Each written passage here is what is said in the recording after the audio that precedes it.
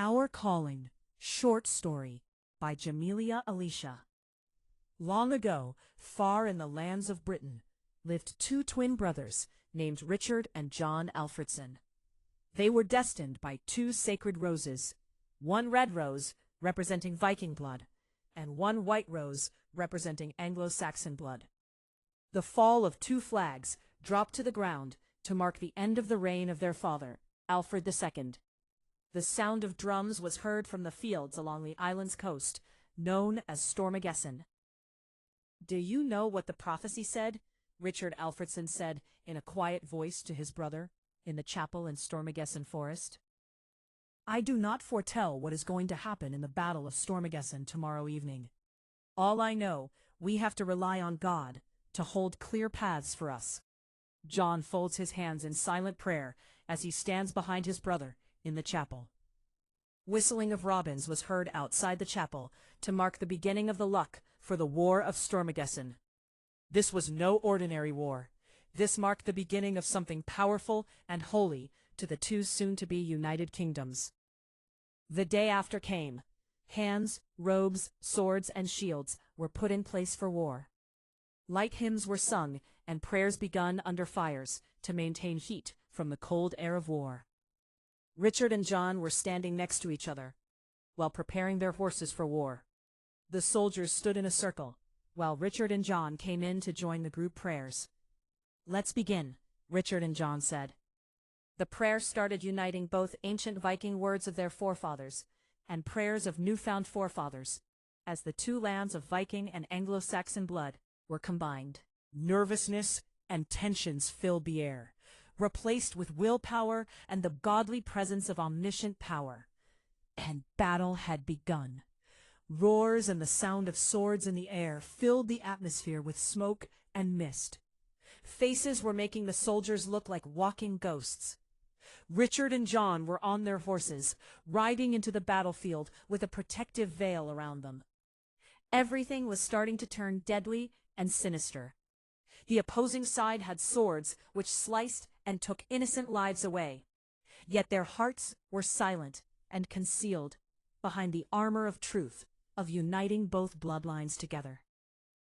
The battlefield trembled beneath the hooves of war horses as Richard Alfredsen raised his sword toward the gray heavens above Stormegesen. Rain began to fall lightly upon the shields of soldiers standing behind him. Their armor glistened beneath the dim evening sky, while the cries of ravens circled overhead like messengers of fate. John rode beside his brother in silence.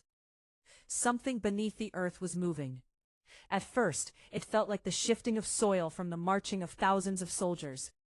Yet the movement grew stronger, almost breathing beneath the battlefield itself. Richard tightened the reins of his horse as he looked down toward the darkened ground. "Do you feel it?" Richard whispered. John slowly nodded. "The earth remembers." Before them, the enemy forces marched through the mist, carrying black banners stained with symbols of conquest and bloodshed. Their leader wore iron armor darkened like burnt coal, and behind him marched warriors carrying curved blades that reflected the flames of nearby torches. The drums became louder. Boom, boom, boom. The sound echoed through the forests and cliffs surrounding Stormegesen, like the heartbeat of war itself. Richard lifted his shield as arrows rained across the battlefield. Soldiers screamed as steel collided against steel. Horses charged through smoke, while the cold air became heavy with ash and blood. Yet amidst the chaos, Richard saw something impossible. Thin strands of glowing light were rising from the fallen. Purple, gold, emerald green. The energy moved like roots beneath the ground, stretching across the battlefield and wrapping around the feet of warriors. The earth itself was absorbing sorrow, courage, fear, and sacrifice. John's eyes widened. "The prophecy," he murmured. Suddenly, a violent force erupted beneath the center of the battlefield. Crack! The ground split open. Roots of light burst upward from the earth like the branches of an ancient tree awakening after centuries of sleep. Bodies, representing centuries of sleep, began to awake from their soil on the earth. Soldiers from both sides stumbled backwards in fear as glowing veins spread across the battlefield floor. The air became silent. Even the drums stopped. Richard slowly climbed down from his horse while staring at the radiant roots twisting around the fallen swords buried in the ground. The glowing energy wrapped itself around his arm, but did not burn him. Instead, it pulsed gently like a living heartbeat. A voice echoed deep within his spirit. The bloodlines must unite. Richard looked toward John. John had heard it too. Then from across the battlefield came Elisabeth, her dark braided hair flowing beneath the wind, as she stepped through the smoke wearing silver and gold armor. Beside her stood Elise, carrying an ancient bowl carved from sacred oak wood. "The earth has chosen," Elisabeth said softly. The battlefield no longer belonged to war alone. It had become holy ground. The four stood together beneath the storm as the glowing roots circled them. Richard and Elisabeth joined hands first, while John and Elise followed beside them. Ancient Viking prayers mixed with Anglo-Saxon hymns rose into the cold air together as one united voice. The roots beneath them began to rise higher. Light poured from their hands into the earth itself. The energy veins spread through the battlefield like rivers beneath stone, connecting blood, memory, sacrifice, and destiny. In the very center of Stormegesen, a great rooted tree emerged from the ground, glowing with gold and violet light. Every soldier watched in silence. Its branches stretched toward the heavens. Its roots buried themselves deep beneath the battlefield. And within the bark of the sacred tree were four glowing marks: Richard, John, Elisabeth, Elise. The beginning of the sacred vessel had begun. The battle was only the beginning. The sacred tree towered above the battlefield, like a bridge between heaven and earth. Golden veins pulsed through its bark, while streams of violet light flowed beneath the roots buried deep within Stormegesen. The winds grew still. Even the fires of war seemed to bow before the presence of something ancient and divine. No soldier dared move. Richard stepped closer to the tree as glowing symbols slowly appeared across its trunk. The markings resembled the old Viking language of his forefathers, intertwined with Anglo-Saxon scripture. It was unlike anything ever written by human hands, a combination of both faiths and ancient scriptures. John carefully touched one of the roots. Immediately, visions flooded his mind. He saw kingdoms rising from ash, children crowned beneath golden cathedrals, armies kneeling before rulers carrying the mark of the sacred tree upon their skin, and then darkness, a kingdom burning beneath black skies. The tree split in half. Blood flows through the roots. John suddenly pulled away, breathing heavily. "What did you see?" Elisabeth asked quietly. John struggled to answer. "The future, and something beyond it." It was as if I was not allowed to see it. A slip of sight and unclear vision. Thunder rolled across the skies above Stormegesen as the rooted tree released another pulse of light. The energy spread outward across the battlefield, touching fallen soldiers lying amongst the mud and broken shields. Wherever the light touched, flowers began to bloom through the earth. White roses, red roses, together.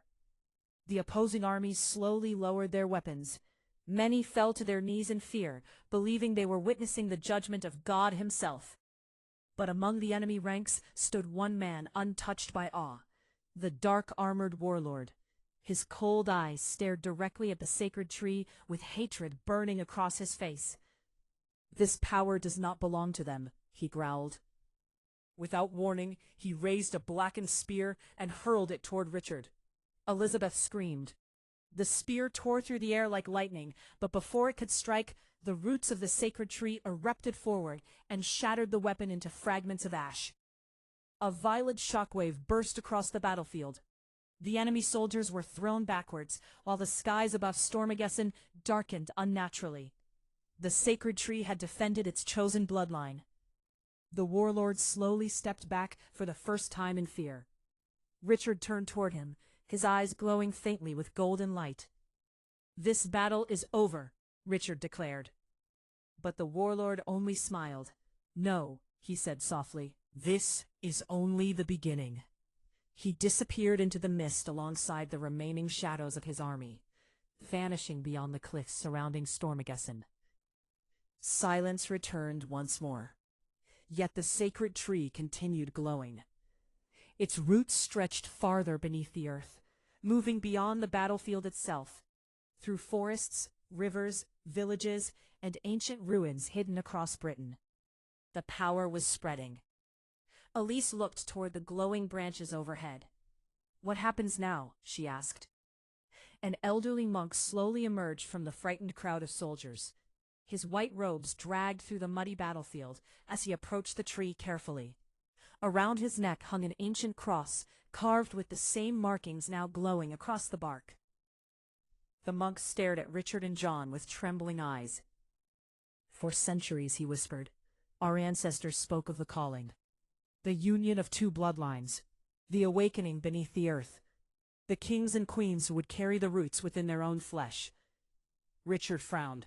"You speak as though this was destined long before us." The monk slowly nodded. "It began before your father, before his father, before Stormegesen itself."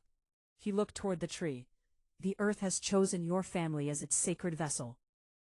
As the monk spoke, glowing markings suddenly appeared across the hands of Richard and John, like branching roots beneath their skin. Elisabeth and Elise gasped as similar golden veins spread gently along their arms. Then the tree released one final pulse. 4 streams of light entered their bodies. The ground trembled again, and deep within Elisabeth's spirit, she felt something impossible. A heartbeat, not her own. The first child of the sacred bloodline had awakened. This was opening doors of futures into their children's children's destiny. A door revealing future kings and queens after they reign over both nations and lands.